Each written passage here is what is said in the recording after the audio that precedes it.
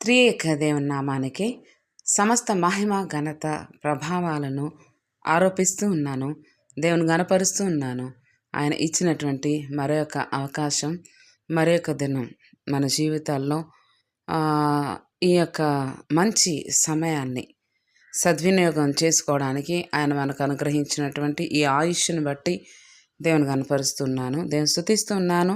పశ్చాత్తాపానికి గూర్చినటువంటి కీర్తన మల్లెల దావీదు గారు రచించిన కీర్తన 327 ఆంధ్రప్రదేశ్ కీర్తన నుండి. దేవా, నీవు నన్ను పరిశోధించి బాగుగా తెలుసుకుంటివి. చాలా సంతోషిస్తున్నాను, దేవుని మహిమపరుస్తున్నాను. ఈ పాట చింతలేదిక ఏసు పుట్టెను అనే పాట ఛాయలో పాడతగినది. దేవుని కనపడదాం. 327వ కీర్తన.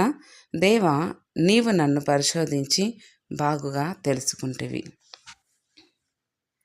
చింతలేదిక పాట వచ్చిన వాళ్ళందరూ కూడా మీకు వీలైతే మీరున్న పరిస్థితుల్లో పాడగలిగితే నాతో పాటు పాడాలని, దేవుని మహింపరచాలని ప్రార్థన చేస్తున్నాను, మనవి చేస్తున్నాను. దేవ, నీవు నన్ను పరిశోధించి బాగుగా తెలిసికొంటివి.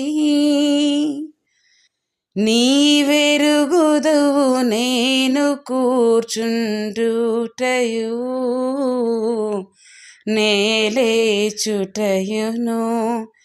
నీవెరుగుదువు నేను కూర్చుండుటయు నేలేచుటయును. నాకు తలంపులు పుట్టినప్పుడే నా మనసు గ్రహించినాడవు. ప్రాకటంబుగా నా నడక నా పడకను పరిశీలించితి. ప్రాకటంబుగా నా నడక నా పడకను పరిశీలించితి. నీకు నా సమస్త చర్యల నిజము తెలియను మాట నాల్కకు. రాక పూర్వము దేవ సర్వము పూర్తిగా నీకే తెలియును. రాక పూర్వము దేవ సర్వము పూర్తిగా నీకే తెలియును. నా వెనుకున ముందు నుండి నన్ను నావరించి నీ చెయ్యి. నీవు నాపై నుంచితివి నా మదికది కేవలమందదు.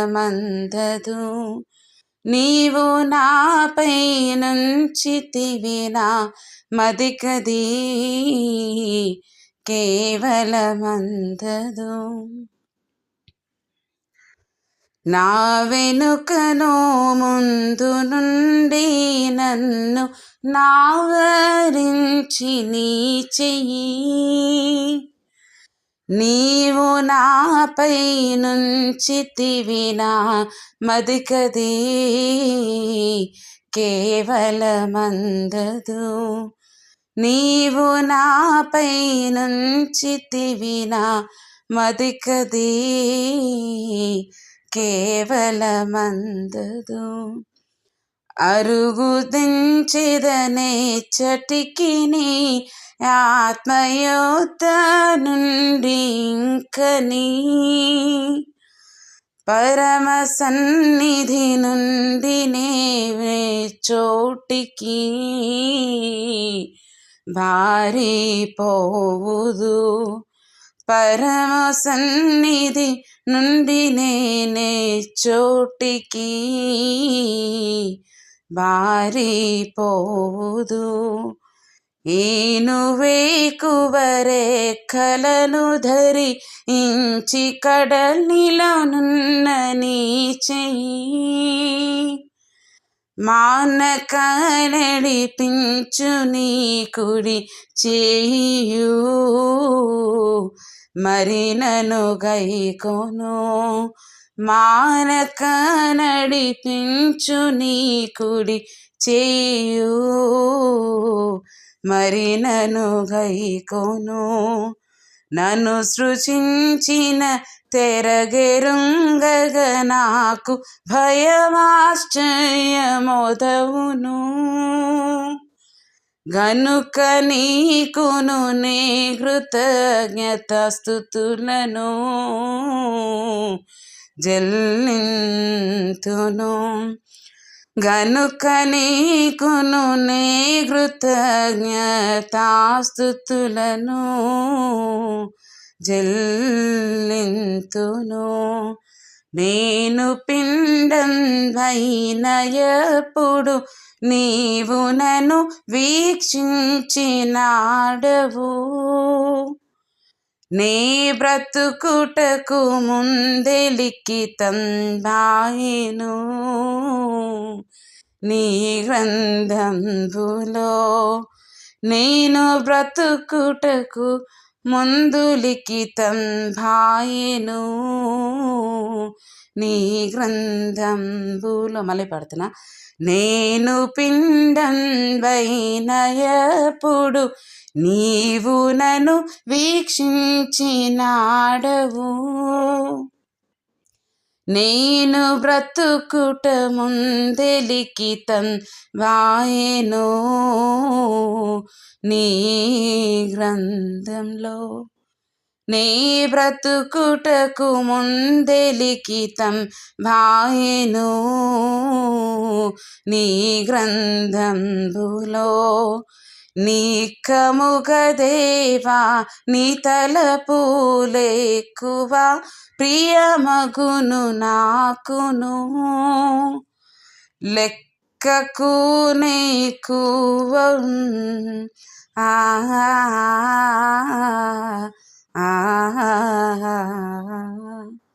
నీకముగ దేవా నీ తలపు లెక్కువ ప్రియమగును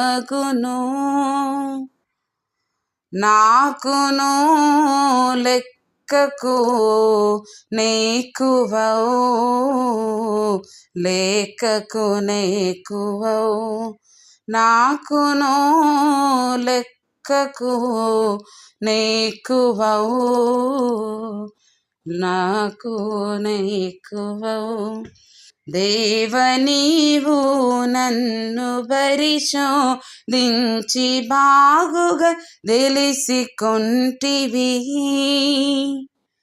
నీవెరుగుదు నేను కూర్చుండుటయు నేలేచుటయును. నీవెరుగుదు నేను కూర్చుండుటయు నే లేచుటయు. దేవునికి మహిమ. ఇది కీర్తనలో 139వ కీర్తన, దావీదు కీర్తన. దావీదు రాస్తాడు కదండి, చెప్పుకుంటాడు కదా, ప్రభా నువ్వు నన్ను పరిశోధిస్తూ ఉన్నావు, నీవు నన్ను పరిశీలిస్తూ ఉన్నావు. నీవు నన్ను రాత్రి పరిశీలించినప్పుడు నాలో నీకు ఏది కూడా కానరాదు. నీకు అసహ్యమైనదైనా, నీకు ఇష్టం లేనిదైనా ఏది నా తలంపుల్లో కూడా నువ్వు చూడలేవు కదా, నువ్వు చూడవు కదా. నేను పడుకున్నప్పుడు నువ్వు నా హృదయాన్ని పరిశోధించినప్పుడు ఎంత అద్భుతం కదండి. నిజంగా దావీదు ఎంతగా దేవుని హృదయానుసారి అన్న మాట నిజంగా దావీదు కీర్తనలో మనం చూడగలం. అది దేవుని హృదయానుసారి అని ఎందుకు చెప్పబడ్డాడు? దేవుడు మనలో ఏం చూస్తాడో, ఆయన ఏం ఆలోచిస్తాడో అవన్నీ కూడా దావీదు తన జీవితంలో చెప్పుకుంటూ వచ్చాడు. చాలా సంతోషిస్తున్నాను, నిజంగా దేవుని కనపరుస్తున్నాను. ఈ పాటలో రికార్డ్ చేయడం ద్వారా నేను నిజంగా ఎంతగానో ఆశీర్వదించబడుతున్నాను. ఇది నాకు మొదటిసారి ఈ పాట పాడడం. నిజంగా చింతలేదుక వేసి పుట్టిన ఛాయ కదా అని నేను పాడేశాను. ఒక్కసారి ముందు ప్రాక్టీస్ చేస్తుంటే బాగుంది. కొన్ని వచనాలు చూసుకున్నా కానీ అంతా నేను ప్రాక్టీస్ చేయలేదండి యాక్చువల్లీ. అందుకని అక్కడక్కడ కొంచెం తప్పు వచ్చింది. నేను 5వ వచనం మేబీ నేను రిపీట్ చేశాను. మూడో చరణం రిపీట్ చేయడం జరిగింది. సో ఎనీవేస్ పాట అయితే చింతలేదుక ట్యూను. దీనినే మల్లెల దావీదు గారు తన జీవితంలో ఈ యొక్క కీర్తన అన్వయించుకుంటూ రాసిన ఈ పాట, ఈ యొక్క లిరిక్స్ అన్నీ మీరు గమనిస్తే ఈ యొక్క చరణాలు నిజంగా ఎంత అద్భుతంగా ఉన్నాయో. నిజంగానండి, మనం మనసు పెట్టి పాడగలిగినప్పుడు నిజంగా నిజంగా అవి మన జీవితాలకు ఎంతగానో ఆశీర్వాదంగా ఉంటాయి. ఆ రోజంతా కూడా మనల్ని ఎంతగానో నడిపిస్తాయి, ఎంతగానో ఉజ్జీవింప మన పరిస్థితుల్లో ఆశ కలిగిన ప్రాణాన్ని తృప్తిపరిచే దేవుడండి మన దేవుడు. మీరు తృప్తిపరచబడుతున్నారా? ఒకవేళ తృప్తిపరచబడలేని స్థితిలో ఉంటే ఆయన దగ్గరికి రండి, ఆశ చూపించండి. ఆయనపై మీ ఆశ చూపించండి. నిజంగా ఆయన మిమ్మల్ని తృప్తిపరుస్తాడండి. ఏ పరిస్థితుల్లో అయినా ఆయన మిమ్మల్ని ఖచ్చితంగా తృప్తిపరుస్తాడండి. ఆయన మాట ఇచ్చిన దేవుడు, దాన్ని నెరవేర్చే దేవుడు. దాన్ని జరిగించడానికి ఆయన ఎక్కడా కూడా ఆయన ఆలస్యం చేయడు, ఎక్కడా కూడా ఆయన అలసిపోడు. ఆయన అలసిపోయే దేవుడు కాదు. నిజంగా నిజంగా నా అనుభవంలో నుండి చెప్తున్నాను. ఆయనను ఆశ్రయించండి, ఆశతో ఆయనను వెతకండి. రియల్లీ మీరు ఖచ్చితంగా ఆయన ఆశీర్వాదాలు అనుభవిస్తారు. తృప్తిపరుస్తాడు. ఆశగల ప్రాణాన్ని తృప్తి అన్నది మీకు ఈరోజు ప్రత్యేకంగా నేను ఎప్పుడు చెప్తాను, ఈరోజు మనకి ఇవ్వబడింది, ఈరోజు గురించి యేసే కూడా చెప్తాడుగా, రేపటి గురించి చింతించొద్దు. అలానే అన్ని విషయాల్లో నేను దాన్ని అన్వయించట్లేదు. కొన్ని విషయాల్లో మనం చాలా జాగ్రత్తగా ఉండాలి, జాగరూకులంగా ఉండాలి కొన్ని విషయాల్లో. కానీ ఎక్కువ శాతం దేవుని మీద పూర్తిగా ఈ లోకానుసారమైన విషయంలోనే చెప్తాడు యేసే మాట. మీరు ఏం ధరించుకుంటారు, ఏం తింటారు, ఏం తాగుతాము, ఎక్కడ నివసిస్తాము, ఎలా ఉంటాము, ఇవన్నీ మీరు ఆలోచించుకోవద్దు. మీ పరమ తండ్రికి అది తెలియదా? అవి పక్షులకే ఆయన ఇస్తున్నప్పుడు, ఆయన సృష్టి అంతటిలో చాలా ఆస్వాదించబడిన సృష్టిగా కలుగజేసుకున్న ఆయన మానవుని ఆయన ఇష్టంతో, చాలా ఇష్టంతో ఆయనలాగా కలుగు చేసుకున్న ఆయన మరి ఎక్కువగా ఇవ్వడా అని యేసే అడుగుతాడు. పక్షులకే ఇస్తున్నప్పుడు అవి విత్తగవు, కోయవు, కూర్చుకొనవు. నాకు చాలా ఇష్టం అండి ఈ మాట, నిజంగా చెప్తున్నాను. అవి ఏం చేయవు, కానీ దేవుడు వాటికి ఇస్తాడు. ఈ లోకానుసారమైన విషయాలపైన మన ప్రయాస అంతా పెట్టినప్పుడు మనం చాలా కష్టంగా సంపాదించుకుంటామని. కానీ తృప్తిపరిచే దేవుడు ఆయన ఈరోజు మీకు నాకు కూడా తెలియజేస్తున్నాడు, ఆయన జ్ఞాపకం చేస్తున్నాడు. వాటినే ఆస్వాదిస్తున్నాను. మరి మీరు అంతకంటే శ్రేష్ఠులు కారా? నేను మీకు ఏది కావాలో అది ఇవ్వనా? మీరు ఏం తినాలో, ఏం త్రాగాలో అవన్నీ మీరు ఆలోచించుకోవాలా? రేపటి గురించి మీరు ఆలోచించుకోవాలా? రేపటి కోసం మీరు కూర్చుకోవాలా? ఇక్కడ ఒక మాట జ్ఞాపకం చేస్తున్నాను. పరిశుద్ధాత్మ దేవుడు నన్ను ఏ విధంగా వాడుకుంటాడో ఆ విధంగా నేను వాడబడుతున్నానండి. ఒకవేళ ఇవి పాటే కదా, పాట రూపంలో, కానీ దేవుడు నాకు ఇచ్చిన భారం ఈ పాటల ద్వారా ఆయన మాటలు తెలియజేయడానికి ఒకవేళ ఈ యొక్క పరిచర్య దేవుడు నాకు అనుగ్రహించాడేమో నేను నమ్ముతున్నాను. దేవుని స్తుతిస్తున్నాను. నిజంగా ఇక్కడ ఒక మాట జ్ఞాపకం చేయాలి. ఇశ్రాయేలు జనాంగాన్ని ఐగుప్తు దేశం నుంచి దేవుడు కనాను ఆస్వాదించబడిన దేశంలోనికి నడిపించాలన్నప్పుడు వారి జీవితాలు పూర్తిగా దేవునికి వేరుగా ఉన్నా, ఆయన తన దాసుడైన అబ్రహాముకు, ఇసాకుకు, యాకోబుకు చేసిన ప్రమాణం జ్ఞాపకం చేసుకుంటూ వారిని ఆ దాస్యత్వం నుంచి విడుదల చేసి అబ్రహాముకు వాగ్దానం చేసినప్పుడు ఈ మాటలు కూడా దేవుడు తెలియజేశాడండి. ఇలాగా వారు నీ సంతానం ఈ విధంగా ఉంటుంది, ఇన్ని సంవత్సరాలు నలుగబడుతుంది శత్రువుల చేతిలో అన్నది కూడా దేవుడు ఎప్పుడైతే ఇస్సాకును ఇస్తానన్నాడో ఖచ్చితంగా నువ్వు పొందుతావు, శారా గర్భం ధరిస్తుంది అని చెప్పాడో ఆ సందర్భంలో దేవుడు ఈ మాటలు కూడా తెలియజేశాడు. అది మనం చూడవచ్చు ఆదికాండంలో. ఎనీవేస్ నేను ఇప్పుడు చాప్టర్ అన్నది నేను చెప్పట్లేదు, కానీ మీరు చూడవచ్చు, తెలుసుకోవచ్చు. అయితే ఈ సందర్భంలో ఇశ్రాయేలును దేవుడు ఆ యొక్క దాస్యపు ఐగుప్తు ప్రాంతం నుంచి బయటకు అద్భుతంగా తీసుకువచ్చి 8 తెగుళ్ళు ఐగుప్తు జనాంగం మీదకి పంపి ఇశ్రాయేలుని తీసుకొచ్చి వారి జ్యేష్ఠులను కూడా చంపేసి చివరికి దేవుడు వారిని బయటికి తీసుకువచ్చిన తర్వాత ఆ ప్రయాణం అంతట్లో నడిపిస్తూ ఉన్నప్పుడు దేవుడు ఎంతగా వారిని ఆస్వాదించాడో మనకు తెలుసు. వాళ్ళు ఎంతగా సనుకుంటున్నాం, మన జీవితాలు కూడా అంతేనండి. దేవుడు ఎంత ఆస్వాదించినా, ఎంత నడిపించినా, ఎంత మనకు అవసరమైనవి ఇచ్చినా కూడా సర్టన్ ఎక్స్టెంట్లో మనం ఖచ్చితంగా దేవుణ్ణి ఏదో ఒకటి అనేస్తూ ఉంటాం. ఎందుకు నాకు ఈ కష్టం, ఇంక కష్టం రాకూడదా, శ్రమ ఉండకూడదా? ఇప్పుడు ఇశ్రాయేలీయులు వెళ్ళారండి, వెళ్ళినప్పుడు ఆ త్రోవంతలో వాళ్ళకి ఏమీ ఎదురుపడలేదా?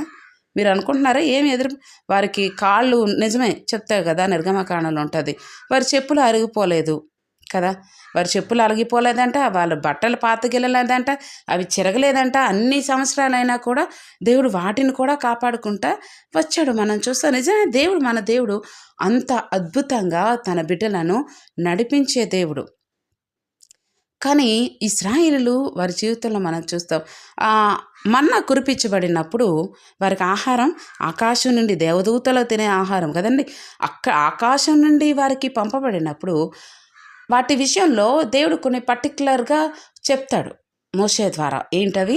ఆ రోజుకి ఎంత మీకు అవసరమో, మీ కుటుంబానికి ఎంత అవసరమో, మీ పిల్లలకు ఎంత అవసరమో, ఇంట్లో ఎంతమంది, ఒక కుటుంబానికి ఎంతమంది ఉన్నారో వారికి సరిపడా వరకు మాత్రమే వాటిని ఏరుకోవాలి, మన్నాను సమకూర్చుకోవాలి.